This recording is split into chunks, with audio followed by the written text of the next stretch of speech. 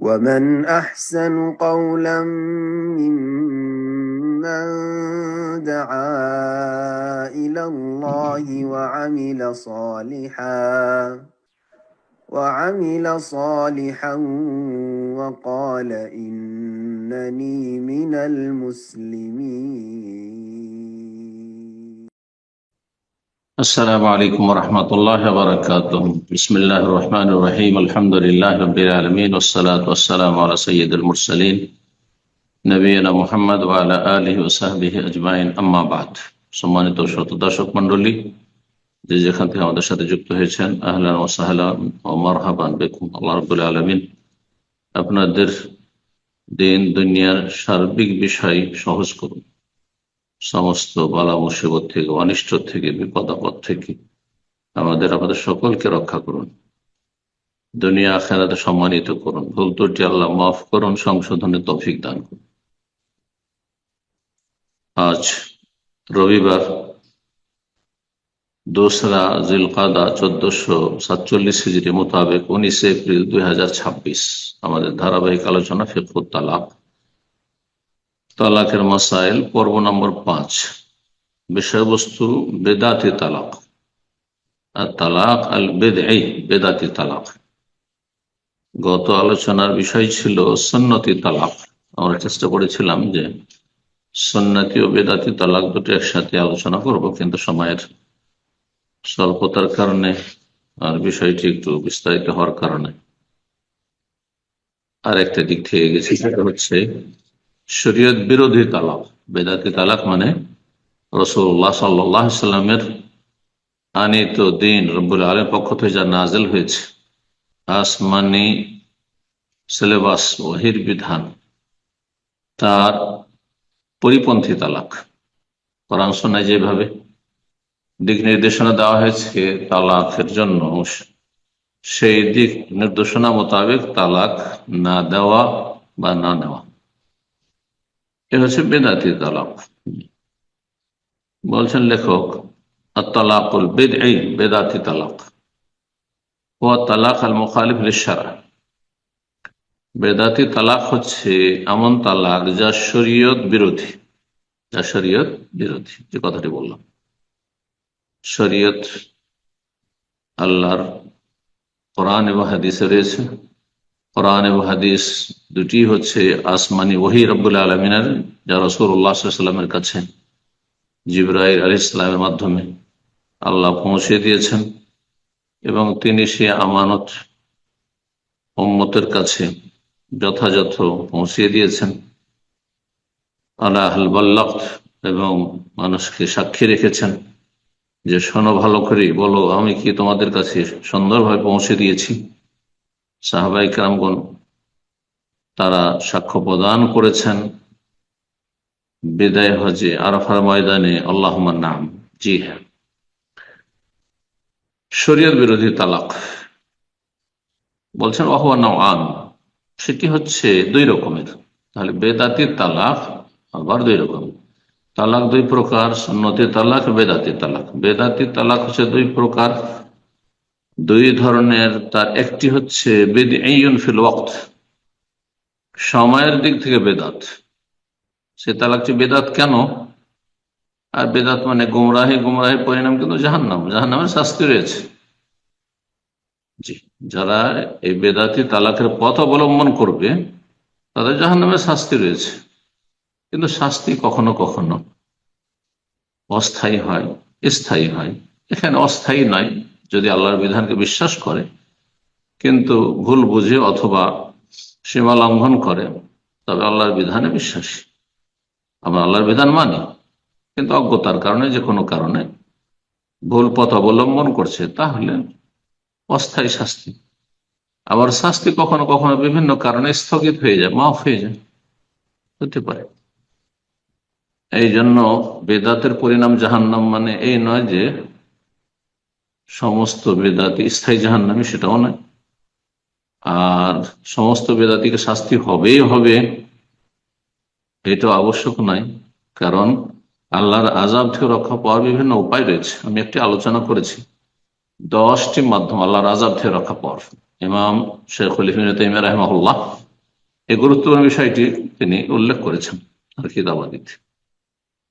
10টি মাধ্যম রয়েছে আল্লাহর আযাবের যোগ্য, হকদার হওয়ার পরেও আল্লাহর আযাব থেকে রক্ষা পাওয়ার মাধ্যম।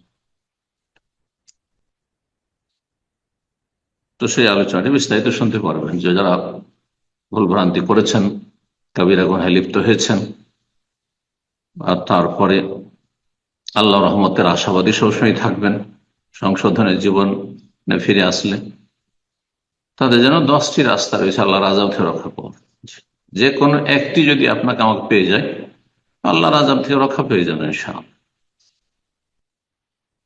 আল্লাহ আমাদেরকে বিনা আযাবে বিনা হিসাবে জান্নাতুল ফিরদাউস দান করে জাহান্নামের আযাব থেকে রক্ষা করেন। সময়ের দিক থেকে বিদআত, তাহলে এটি বিদআত কেন? সময়ের ক্ষেত্রে ভুল করেছে, শরীয়ত বিরোধী কাজ করেছে। বলছেন যেমন কোন পুরুষ যদি তালাক দেয় স্ত্রীকে মাসিক অবস্থায়, স্ত্রী মাসিক অবস্থায় ছিল তালাক দিয়েছে, নেফাসিন অথবা প্রসূতি রক্ত রয়েছে বাচ্চা ভূমিষ্ঠ হওয়ার পরে, যে ব্লিডিং হচ্ছে সে অবস্থায় নেফাস অবস্থায় তালাক দিয়েছে, তাহলে বেদাতি তালাক। হিকমত কি? বড় হিকমত রয়েছে যে এই সময় কেন তালাক দেবেন না। কারণ মাসিক অবস্থায়, নেফাস অবস্থায় স্ত্রী অপবিত্র রয়েছে। এ অবস্থায় স্বামী চাইলেও বা স্ত্রী চাইলেও সেইভাবে ঘনিষ্ঠ হতে পারবে না যেটা পবিত্র অবস্থায় সম্ভব।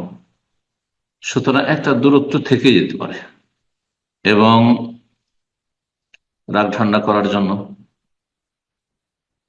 অথবা কাছাকাছি হয়ে এক অপরকে ক্ষমা দৃষ্টিতে দেখার জন্য সেই মুহূর্ত থেকে বঞ্চিত থাকছে স্বামী হোক অথবা স্ত্রী।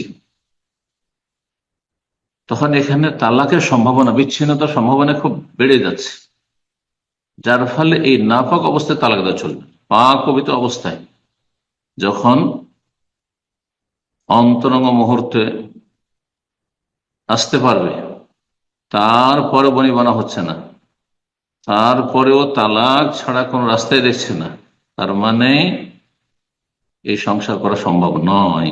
তাহলে তালাক একেবারে এমার্জেন্সি গেট, জি একেবারে এমার্জেন্সি গেট। আপনি বাহনে সফর করেন, ফ্লাইটে সফর করেন, এমার্জেন্সি গেট থাকে বেশ কিছু, কিন্তু কখনো জীবনে হয়তো বহুবার সফর করেছেন, এমার্জেন্সি গেট দিয়ে নামেননি কখনো। একমাত্র যখন দেখছে জীবন বাঁচবে না, যদি এমার্জেন্সি গেট দিয়ে আমি বের না হই তাহলে জীবন রক্ষা করে কোনো পথ নেই, তখন। আশা করি এই উদাহরণটি বুঝতে পারলে পুরুষ হোক আর নারী হোক তালাকের দিকে সহজে যাবেন না। আল্লাহ সকলকে হেদায়েত দান করুন। তাহলে মাসিক অবস্থায় অথবা নেফাস অবস্থায় তালাক দেওয়া হচ্ছে বেদাত, হারাম সময়ের দিক থেকে, কারণ সময়টা ছিল নাপাক অবস্থায় তালাক দেওয়া। আফিত হরিন জামাহা, অথবা এমন পবিত্র অবস্থায় তালাক দিয়েছে, পবিত্র অবস্থায় তালাক দিয়েছে কিন্তু সেখানে আরেকটি ভুল করেছে, সহবাস করার পরে তালাক দিয়েছে, এটাও বিদআত সময়ের দিক থেকে, এটাও হারাম। কেন? এখানে গর্ভধারণের সম্ভাবনা হয়ে গেছে, যখন সহবাস মিলন হয়েছে আর মিলনের পরে এখনো পজিটিভ না নেগেটিভ সেটা সুস্পষ্ট নেই, তাই বলছে আল্লাহ মিয়াতাবাইয়ান হামলুহা, এখনো গর্ভধারণ সুস্পষ্ট হয়নি যে এই সহবাসের মাধ্যমে পেটে বাচ্চা চলে আসলো নাকি আসেনি। যতদিন পর্যন্ত এটি স্পষ্ট হয়নি ততদিন পর্যন্ত ওই পবিত্র অবস্থায় তালাক দিলে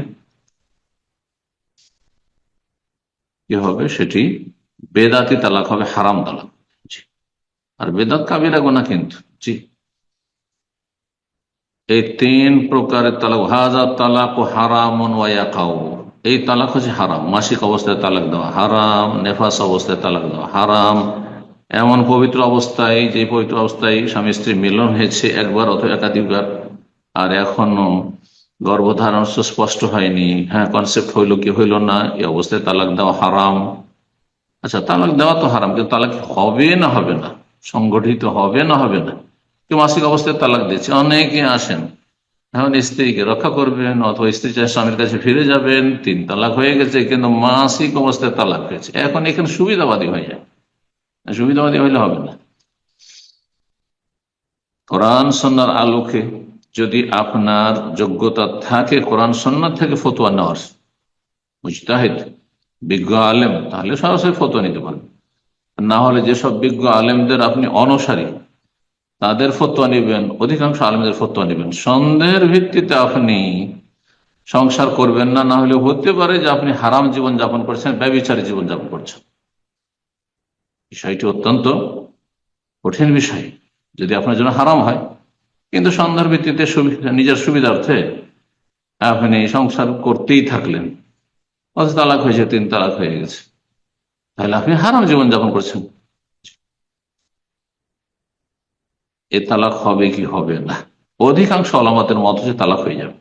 কাজটি হারাম, কিন্তু তালাক দিলে হয়ে যাবে। মাসিক অবস্থায় তালাক দিলে তালাক হয়ে যাবে, নেফাস অবস্থায় তালাক দিলেও তালাক হয়ে যাবে, পবিত্র অবস্থায় সহবাসের পরে এখনো গর্ভ ধারণ সুস্পষ্ট হয়নি, তারপরে তালাক দিয়ে দিয়েছে, তালাক হয়ে যাবে।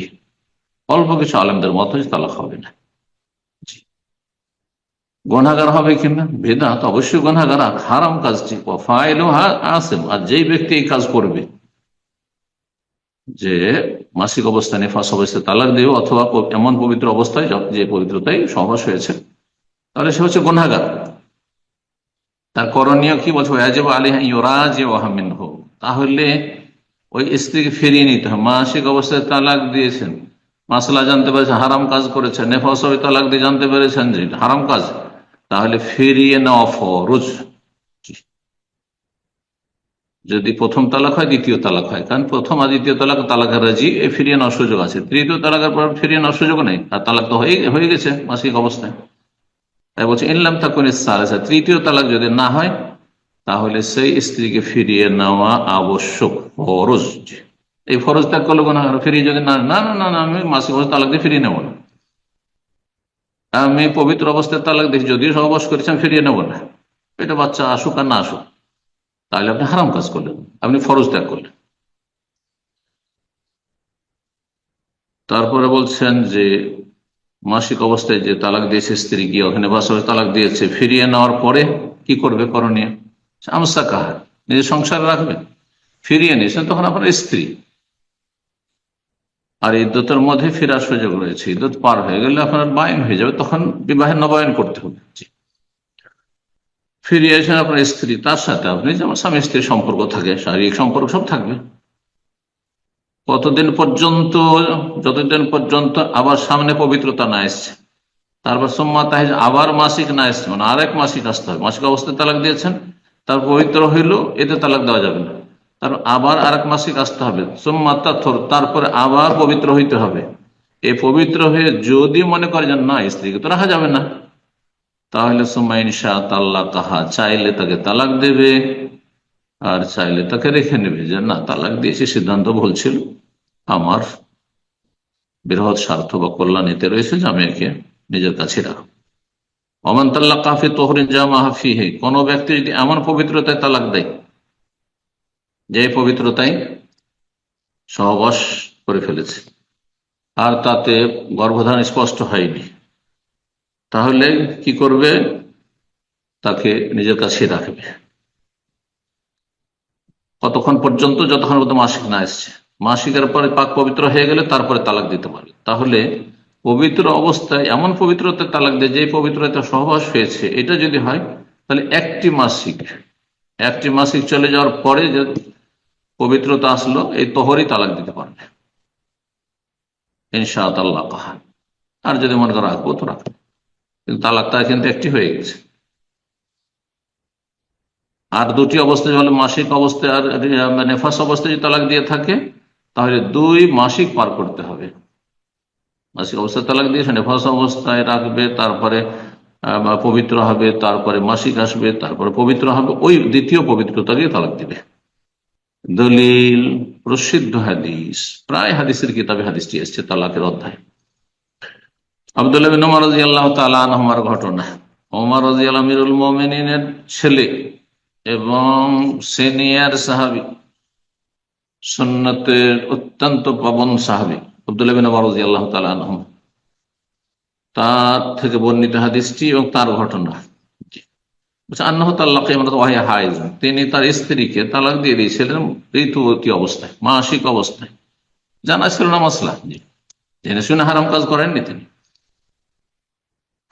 ফাযাকারা যালিকা ওমর নবী সাল্লাল্লাহু আলাইহি ওয়াসাল্লাম, ওমর রাদিয়াল্লাহু তাআলা যখন জানতে পারলেন যে আমার বউ আমার মাসিক ছিল আর তালাক দিয়েছে আমার ছেলে, তখন নবী সাল্লাল্লাহু আলাইহি ওয়াসাল্লামের সামনে গিয়ে বিষয়টি আলোচনা করলেন। ফাকালা, নবী সাল্লাল্লাহু আলাইহি ওয়াসাল্লাম বললেন, মুরহু, তোমার ছেলেকে বলো, ফালিউরাজিহা, সে তাকে ফিরিয়ে নিক, সুম্মা লিইতাল্লিকহা, তারপরে তাকে তালাক দিক, তাহিরান হামিলান, পবিত্র অবস্থায় তালাক দিবে, এমন পবিত্র যাতে সহবাস করে, আও হামিলান, অথবা গর্ভধারণ অবস্থায় যখন সুস্পষ্ট হয়েছে যে হ্যাঁ পেটে বাচ্চা আছে, সে অবস্থায় তালাক দেওয়া যাবে। হাদিস সহিহ মুসলিমের। এই হাদিসটিতে কিছু অসম্পূর্ণতা আছে, যেটি আগের হাদিসে স্পষ্ট হয়েছে। আসল মাসলা সেটা হচ্ছে ওই যে 2 মাসিক পার করতে হবে, 2 মাসিক পার করার কথা এই হাদিসে নেই। এই জন্য আরেকটি হাদিস যখন বুখারী মুসলিমের হাদিস, আব্দুল্লাহ বিন উমর রাদিয়াল্লাহু তাআলা আনহু তিনি বলছেন, আন্নাহু তাল্লাকা ইমরাতাহু ওয়া হিয়া হায়েজ, ইবনে উমর নিজেই তালাক দিয়েছিলেন তার ঋতুবতী স্ত্রীকে, মাসিক অবস্থায় ছিল, তালাক দিয়েছিলেন। ফাসালা উমরও, তার আব্বা উমর রাদিয়াল্লাহু জিজ্ঞেস করলেন এই মর্মে রাসূলুল্লাহ সাল্লাল্লাহু আলাইহি ওয়াসাল্লামকে। ফাকালা, তার রাসূল বললেন, মুরহু, তুমি তাকে নির্দেশ দাও ছেলেকে, ফালিউরাজিহা, স্ত্রীকে ফিরিয়ে নিক, সে রাজাত করতে হবে, হাত্তা তাতহুরা, তারপরে সে পবিত্র হোক, হ্যাঁ তোমার বৌমা, সুম্মা তাহিদ, তারপরে মাসিক আসু হাইজাতুন উখরা, আরেক মাসিক, সুম্মা তাতহুর, তার পবিত্র হোক, সুম্মা ইউতাল্লিকু বাদু আও ইউমসিক, তারপরে হয় তালাক দিক আর না হলে তাকে নিজের কাছে রাখো। সহিহ বুখারী 5251 নম্বর হাদিস, সহিহ মুসলিমের 1471 নম্বর হাদিস। জি, প্রথমে বলেছিলাম যে বেদাতি তালাক 2 ধরনের। একটি হচ্ছে সময়ের দিক থেকে বেদাত, আলোচনা হয়ে গেল। সময়ের দিক থেকে 3টি সময় তালাক দিল, মাসিক অবস্থায়, নেফাকা অবস্থায়, আর এমন পবিত্র অবস্থায় যাতে স্বামী স্ত্রী মিলন হয়ে গেছে আর গর্ভধারণ সুস্পষ্ট হয়নি। এই 3টি অবস্থা সময়ের ক্ষেত্রে বেদাতি তালাক। দ্বিতীয় ধরনের বেদাতি তালাক হচ্ছে সংখ্যার দিক থেকে বেদাতি তালাক, আর এটা হানাফি সমাজে ব্যাপক আকার ধারে রয়েছে। এরা সুন্নাত জানেই না, এদের অধিকাংশ মোল্লারা, বিজ্ঞ আলেম ছাড়া এই মোল্লারা এটা জানেও না, আমলও করে না, করাই না। বিদআতুন ফিল আদাদ, সংখ্যার ক্ষেত্রে বেদাতি তালাক হচ্ছে কাইয়ুতাল্লিকহা সালাসান বিকালিমাতিন ওয়াহিদ, এক কথাই 3 তালাক দিয়ে দিল, তবে 3 তালাক, এটা হচ্ছে কালিমা ওয়াহিদা, একটি কথা, একটি বাক্য দিয়ে, একটি শব্দ দিয়ে 3 তালাক। আনতে তালিকুন সালাসান, অথবা তাকে তালাক দিল হ্যাঁ ভিন্ন ভিন্ন ভাষায়, একই মজলিসে, একই জায়গায় বসে আছে, তোমাকে তালাক তালাক তালাক এরকম করলো। উদাহরণস্বরূপ বলছেন লেখক, যেমন বললো, আনতে তালেকুন আনতে তালেকুন আনতে তালেক, তোমাকে তালাক তোমাকে তালাক তোমাকে তালাক, তালাক তালাক তালাক, যেমন এক শ্রেণীর মূর্খরা বলে এই ভাষায় বললো। অথবা তোমাকে 3 তালাক। আচ্ছা, কেউ যদি বলে তো 100 তালাক, হাজার হাজার তালাক, এক শ্রেণীর মূর্খরা তা করে। তো যেহেতু 3-এর বেশি তালাক নেই, 3টি হয়ে যাবে, আর বাকিগুলি হচ্ছে তার ওয়াসার ফালতু মূর্খামি তার। জি, ওয়াহাদা তালাক মুহাররামুন ওয়া ইয়াকাউ, এই তালাক দেওয়া হচ্ছে হারাম, একসাথে 3 তালাক দেওয়া হারাম। আচ্ছা, 3 তালাক দিলে হবে কি হবে না, আর একটি ইখতিলাফি মাসলা। অধিকাংশ ওলামা বলছেন যে হয়ে যাবে, অধিকাংশ ওলামা বলছেন, হানাফি, শাফি, মালিকি, অধিকাংশ হাম্বলি, একমাত্র আহলুল হাদিস সালাফি ছাড়া। আর শেখুল ইসলাম ইমাম ইবনে তাইমিয়া রাহিমাহুল্লাহ ছাড়া, ইমাম আহমদ রাহিমাহুল্লাহর একটি উক্তি, যে তালাক 3 তালাক বেদাতি তালাক যদি দেয় তাহলে তালাক হবে না। আচ্ছা, 3 তালাক দিলে গুনাহগার হবে কি হবে না? হারাম কাজ যখন করেছে, ও ফাইল ও আসেন, সুতরাং এটা যারা করবে 3 তালাক একসাথে দেবে, এক বাক্যে বা একই মজলিসে, সে গুনাহগার। লাকিন তালাক সালাসান বিকালিমাতিন আও কালিমাতিন ফি তুহরিন ওয়াহিদা লা ইয়াকাউ ইল্লা ওয়াহিদা মা'আল ইসম। এখানে লেখক কিছুটা পার্থক্য করেছেন। বলছেন যে আনতে তালেক তালেক তালেক যদি হ্যাঁ এক মজলিসে 3 বার করে উচ্চারণ করে তাহলে হয়ে যাবে। এটা হাম্বেলি, কিছু হাম্বেলি ওলামাদের ফতোয়া, লেখক যেহেতু হাম্বেলি। কিন্তু এক কালেমায় আগের বিষয়টি যেটি ছিল যে 3 তালাক যদি দেয়, হ্যাঁ হারাম তালাক না, 3 তালাক হবে না, 3 তালাক হবে না ঠিক বলছে। শেখ সালাফিদের সাথে রয়েছেন, বলছেন লাকিন্না তালাক সালাসান বিকালিমাতিন ও কালিমাতিন ফি তহরিন ওয়াহিদ লা ইয়াকা ইল্লা ওয়াহিদা মালিস। যদি কেউ 3 তালাক দেয় একটি শব্দ দ্বারা, তোমাকে 3 তালাক, অথবা তালাক তালাক তালাক একই মজলিসে একই পবিত্রতায় শুধু একই মজলিস নয়, এক পবিত্রতায় যদি দেয়, আজকে একটা দিল, কালকে একটা দিল, পরশু একটা দিল, তাহলে কয়টি হবে? একই তোহর, একই পবিত্রতা দিল। এখানেও ইখতলাফ হয়েছে, একদল বলছেন যে 3 মজলিসে দিয়েছে, সুতরাং 3 মজলিস মানে একটা বৈঠক, একটা অনুষ্ঠান ভেবেছেন, তারা বলছেন যে সেখানে 3 তালাক হয়ে যাবে। কিন্তু লেখক বলছেন না, একই পবিত্রতায় যদি দেওয়া হয় লা ইলাহা ইল্লা ওয়াহিদা মা আলিস, একটি তালাক হবে কিন্তু গুনাহগার হবে, একটি তালাক হবে কিন্তু গুনাহগার হবে। তাহলে সার কথা যেটি, সেটা লেখক আহলুল হাদিস সালাফি ওলামাদের ফতোয়া এবং তাদের অন্যতম ইমাম মুজাদ্দিদ শেখুল ইসলাম ইবনে তাইমিয়া রাহিমাহুল্লাহ কে শক্ত ভাষায় বিস্তারিত আলোচনা করেছেন তার মাজমু ফাতাওয়ায়, যে 3 তালাক যদি এক মজলিসে দেয় তাহলে 1 তালাকই হবে, 1 তালাক হবে। এই ফতোয়াকে তিনি প্রাধান্য দিয়েছেন, আহলুল হাদিসদের মতে এটি। কিন্তু কোন ব্যক্তি যদি মজহাবের মোকাল্লেদ হয়, এমন মজহাবের যে মজহাবে 3 তালাক দিলে 3 তালাক হয়ে যাবে, সমস্ত মাসলা মাসাইলে সে হানফি থাকবে, সমস্ত মাসাইলে শাফিঈ থাকবে, মালিকি থাকবে, আর বিভিন্ন বেদাতে জড়িত থাকবে, মিলাদ করবে, মাজারে যাবে, হ্যাঁ, আর যেসব বেদাতি সমাজরা মুকাল্লিদরা বেদাত করে সেসব বেদাতে লিপ্ত রয়েছে, সুফিজম বিশ্বাসী, আর শুধু স্ত্রী রক্ষা করার জন্য আহলে হাদিস আলেমদের কাছে ফতোয়া নিতে আসবে, এটি হারাম, এটি তাতাবুরুখাস, এটি ছাড় তলাশ করা, এটি শরীয়ত মানা নয়। সুবিধাবাদী হওয়া আর শরীয়তের মাসলা মাসাইলের উপর আমল করার ক্ষেত্রে, শরীয়তের বাস্তবায়নের ক্ষেত্রে কোন ব্যক্তির যদি নিয়তে থাকে যেটা সুবিধাজনক হবে ওইটা ফতোয়া নেব, তাহলে এটি হচ্ছে ইত্তেবাউল হাওয়া, কুপ্রবৃত্তির অনুসরণ, মনের পূজা করা। আর কুপ্রবৃত্তির অনুসরণ কমপক্ষে কাবিরা গুনহা, সেটি কুফর পর্যন্ত পৌঁছিতে পারে।